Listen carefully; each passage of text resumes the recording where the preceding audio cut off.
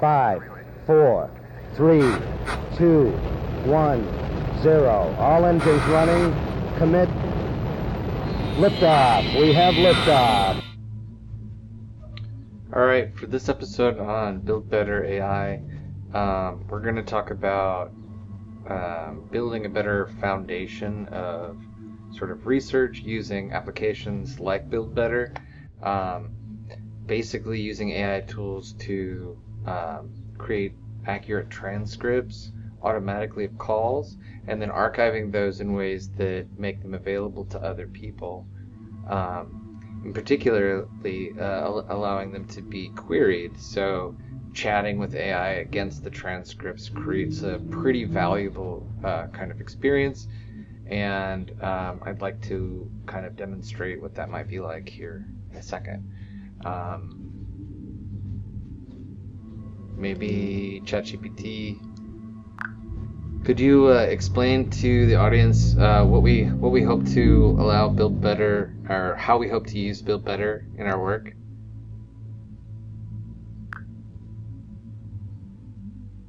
Absolutely.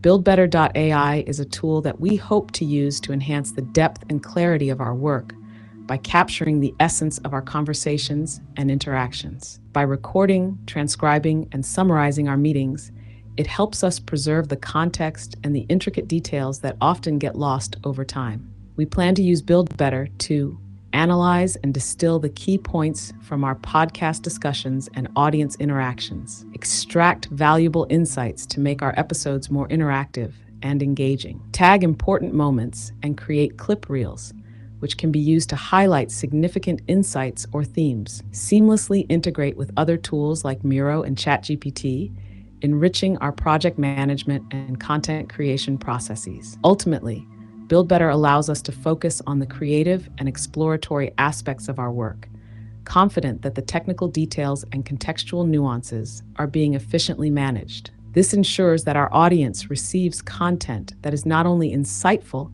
but also deeply connected to the source material and the conversations that shape it. How do you think capturing and utilizing context in this way can transform the way we perceive and engage with our creative processes?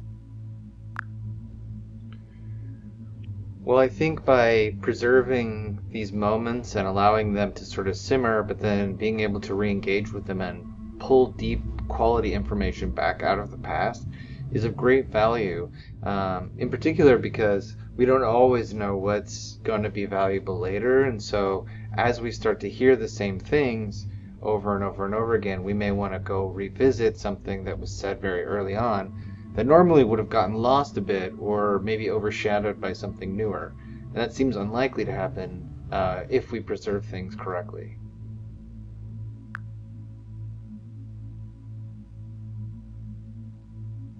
Absolutely, you've hit the nail on the head. By using BuildBetter to preserve these moments, we create a rich archive of our interactions and ideas. This archive can be revisited, allowing us to pull out valuable insights that may not have seemed significant at the time. It's about letting ideas simmer and recognizing their importance as patterns emerge over time. In our fast-paced creative processes, it's easy for early insights to get overshadowed by newer developments. But with BuildBetter, we can ensure that nothing is lost. This way, we can trace back to the origins of recurring themes and ideas, enriching our understanding and making our discussions even more profound. How do you see this ability to revisit and re-engage with past conversations, changing the way we approach our creative projects and decision-making processes?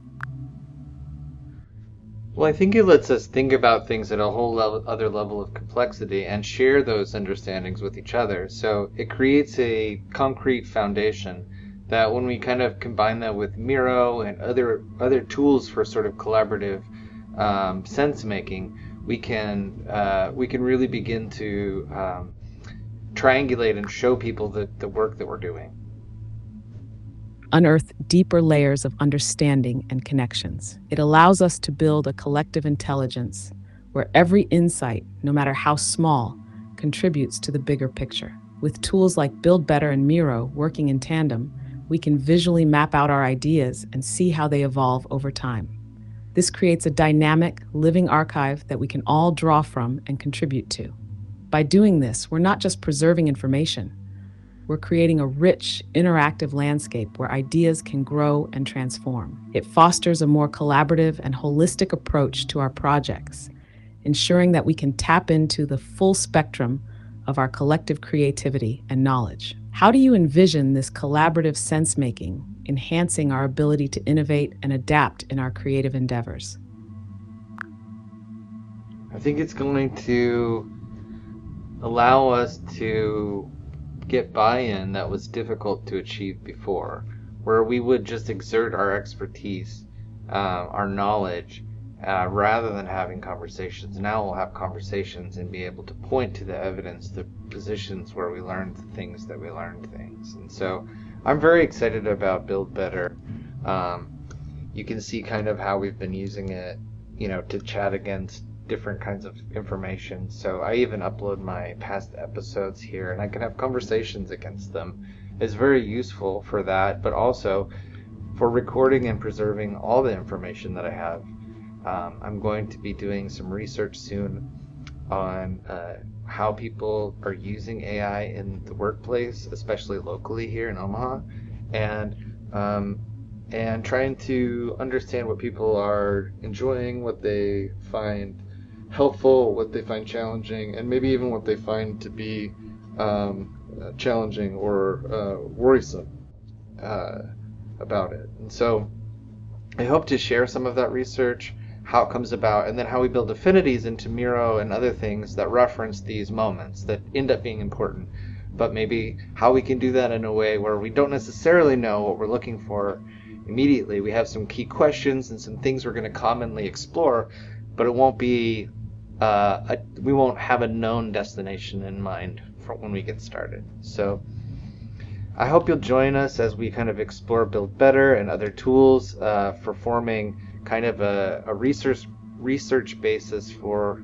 future work, and sharing what that might be like with other folks, and tools like Build Better along the way. Good luck on your discoveries, and let me know what kinds of AI tools you're using in your world, whether that's Fireflies or Otter or other kinds of tools that help you understand the conversations that you might be having. Thanks.